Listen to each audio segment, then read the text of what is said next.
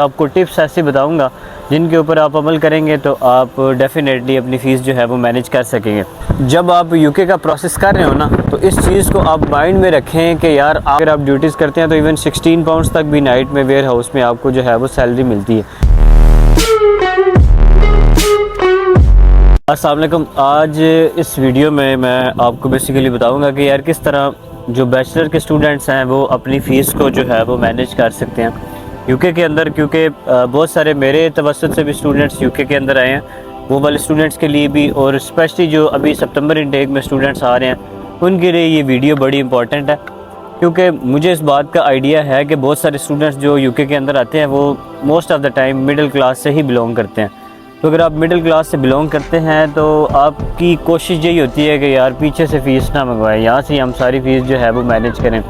तो आज की इस वीडियो में यार मैं कुछ आपको टिप्स ऐसे बताऊंगा जिनके ऊपर आप अमल करेंगे तो आप डेफ़िनेटली अपनी फ़ीस जो है वो मैनेज कर सकेंगे। सबसे इम्पॉर्टेंट जो चीज़ है फ़ीस मैनेज करने के लिए वो है आपकी लक, और उसके बाद है हार्ड वर्क, और उसके बाद है कि आपने किस तरह जो है वो चीज़ों को मैनेज किया, किस तरह आपने चीज़ों को जो है वो ले कर चलें। सबसे इम्पॉर्टेंट चीज़ है कि जब आप यूके आए हैं ना, तो आप अगर सितंबर इनटेक में आ रहे हैं तो आप अपने प्रोसेस को जल्दी करें। प्रोसेस को जल्दी करेंगे तो उसका ये फ़ायदा होगा कि आप 1 महीना पहले जो है वो यूके के अंदर आ सकते हैं। 1 महीना पहले अगर आप यूके में आएंगे तो उसका ये मतलब है कि आप सितंबर में अगर आ रहे हैं तो आप अगस्त में यहाँ पे यूके में लैंड कर जाएंगे। अगर आप अगस्त में यूके में लैंड करेंगे तो उसका फ़ायदा ये होगा कि यार आपके पास 1 महीना होगा अपने आप को यहाँ पर सेटल करने का। क्लासेस से पहले आप 1 महीना यहाँ पर लैंड कर चुके हैं, आपने अपना BRP कलेक्ट किया, आपने अपना जो है वो जॉब ढूंढी, आपने अपनी अकोमोडेशन देखी, आपने अपने लिंक्स बनाए, अपने दोस्त वगैरह बनाए, और आपने जो है वो यहाँ पे सेटल होने की आपका दिल लगना शुरू हुआ। तो उसका ये फ़ायदा होगा कि यार आपको जल्दी जल्दी जो है वो जॉब मिल जाएगी, और आपको आपकी जॉब जो है वो यूनिवर्सिटी स्टार्ट होने से पहले ही मिल जाएगी।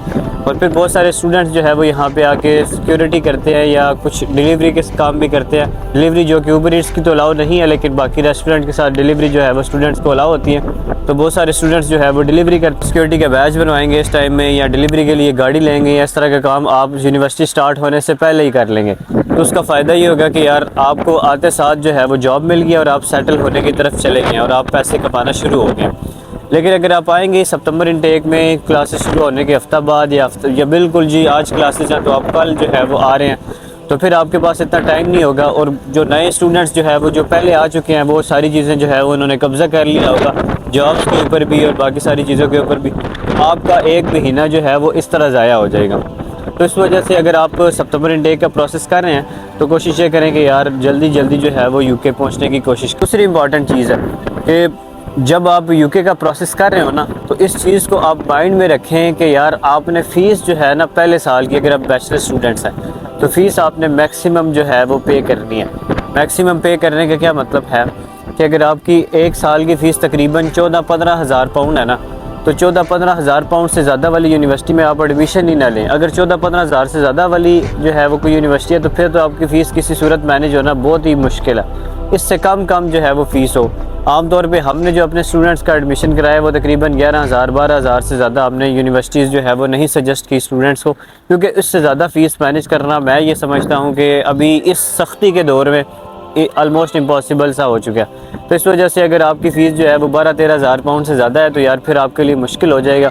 फिर आपको एक सेफ़ साइड जो है वो रखनी पड़ेगी। अगर इससे कम है तो आप यहाँ पे फ़ीस जो है वो मैनेज कर लेंगे। इंपॉर्टेंट चीज़ ये है कि आप जब यूके आए हैं ना, तो आप कोशिश ये करें कि फ़ीस अपनी तकरीबन 75 जो है वो लाजमी पे करें पहले साल की। 65-75% तक जो है वो आप फ़ीस पे करके आएंगे। उसका फ़ायदा ये होगा कि यूनिवर्सिटी आपके ऊपर कोई बहुत ज़्यादा प्रेशराइज़ नहीं करेगी पहले साल के अंदर कि आप फ़ीस दें। उसकी ये वजह है कि मैक्सिमम फ़ीस आपने ऑलरेडी पे की हुई है, तो आप आराम से जो है वो अपनी अगले साल की और जो रिमेनिंग आपकी फ़र्स्ट ईयर की फ़ीस है तकरीबन 25%, जो कि हो सकता है 2,000-2,500-3,000 पाउंड तक जो है वो आपकी बन जाए, वो आप इजीली जो है वो मैनेज करने के ऊपर जो है वो पहुंचने जो है वो काम करना शुरू कर दिया। तो जब आप सितंबर इनटेक में आ रहे हैं तो आप देखेंगे कि जैसे ही आप आगे जाएँ ना, तो दिसंबर में क्रिसमस हॉलीडेज़ जो है वो ऑन हो जाती हैं, जिसमें most of the time students को जो है वो जो भी आप जिस भी जगह पे जॉब कर रहे होंगे तो वहाँ पे आपको एक तो फुल टाइम वर्क भी अलाउ हो जाएगा क्रिसमस हॉलीडेज़ में, और क्रिसमस हॉलीडेज़ में जो लोग आमतौर पे काम करते हैं उनकी सैलरीज भी जो है वो डबल हो जाती हैं। तो आपको ये फ़ायदा होगा कि उस टाइम के अंदर आप मैक्सिमम काम करके अपने अच्छे पैसे जो है वो यहाँ पे बना सकते हैं। उसके बाद जैसे ही आप आगे जाएंगे तो उसके बाद अब अप्रैल के अंदर ईस्टर हॉलीडेज़ आएंगी। ईस्टर हॉलीडेज़ में भी जो लोग काम करते हैं उनको फुल टाइम वर्क अलाउ होता है, और उन हॉलीडेज़ के अंदर भी आप जो है वो मैक्सिमम काम करके अपने अच्छे पैसे बना सकते हैं। और उन हॉलीडेज़ में भी जो आप जगह पे काम कर रहे होते हैं वहाँ पे डबल सैलरीज़ आम तौर पे मिलती हैं, तो आपको वहाँ पे भी डबल सैलरीज़ मिल के तो आपकी यहाँ पे भी अच्छी अर्निंग जो है वो हो जाएगी। उसके बाद नेक्स्ट जो टाइम पीरियड शुरू होता है मई से लेके सितंबर तक, ये मोस्ट ऑफ द टाइम आपका समर हॉलीडेज़ होती हैं। तो समर हॉलीडेज़ में यार सबको पता है मैक्सिमम आपको जो है वो फुल टाइम वर्क अलाउ होता है। तो फुल टाइम वर्क अलाउ होगा तो इस ड्यूरेशन के अंदर आप गधों की तरह काम करें, आप ना दिन देखें ना रात देखें, एक जॉब के बजाय 2 जॉब्स करें, जहाँ जहाँ पे आपको जॉब मिलती है वो आप करते रहें। और एक इम्पॉर्टेंट चीज़ है कि यार यहाँ पे पहले साल में और जहाँ तक आपकी डिग्री है ना उसमें आपको बहुत ज़्यादा मेहनत करनी पड़ती है। ये चीज़ अपना ज़हन में बिठा के रखें कि 1 नहीं 2 नहीं 3 जितनी जॉब्स आपको मिलेंगी उन समर हॉलीडेज़ में वो आपने करनी है। वो बेस्ट टाइम होगा आपका आपके मैक्सिमम पैसे अर्न करने का और मैक्सिमम अपनी फ़ीस अर्न करने का। उस टाइम के अंदर आप मैक्सिमम अपने पूरी जो है वो अगले साल की फ़ीस आप अर्न कर सकते हैं। अगर आप जो है वो मेहनती हैं, आप अच्छे खासे जो है वो मेहनत कर रहे हैं, तो उन 4-5 महीनों में आप सारी फ़ीस तो ना सही कम से कम 50% अपनी फ़ीस जो है वो अर्न कर लेंगे। और यहाँ की अच्छी बात यह है कि यार काम ऐसा है कि अगर आप ढूंढें ना जो बंदा मेहनती है और आपको 1 साल भी हो चुका है और आपके लिंक्स भी बन चुके हैं, तो आपको काम मिलता ही मिलता है। आप 2 जगह पे जॉब्स करें इन समर हॉलीडेज़ में, क्योंकि यहाँ पे समर हॉलीडेज़ में काम करने की कोई लिमिट नहीं होती। वैसे आमतौर पे 40 आवर्स बताया जाता है, लेकिन आप 40 आवर्स से ज़्यादा भी काम कर सकते हैं, क्योंकि फ़ुल टाइम काम करने का मतलब यह है कि आपको फ़ुल टाइम आप जितना मर्ज़ी काम करें। लेकिन आम तौर पे आप जिस भी रेस्टोरेंट में जॉब कर रहे होंगे वो आपको 40 आवर्स से ज़्यादा काम नहीं देते, क्योंकि यहाँ पे एक जो है वो काम करने की एक लिमिट है। तो 40 आवर्स से काम आपको ज़्यादा नहीं देते, तो आप उसके साथ साथ और जॉब्स में भी अप्लाई करें, और जॉब्स में भी अप्लाई करें, और आप दूसरी जगह भी जॉब ढूंढें।